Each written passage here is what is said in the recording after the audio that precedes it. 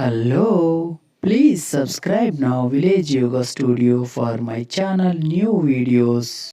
All of you namaskaram. Today we are discussing Gomukhasana benefits and contraindications.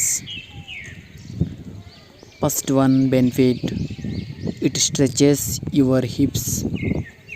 It provides power to your ankles, thighs, shoulders, armpit, chest, deltoid, and triceps. Relieves chronic knee pain. Strengthens your spine and abdominal muscles. Helps decompress your spine during folded variation. Strengthens the hip joint. Contraindication of Gomukhasana. If you have sciatica, the use of a rope under the hips or folding forward aggravate the condition.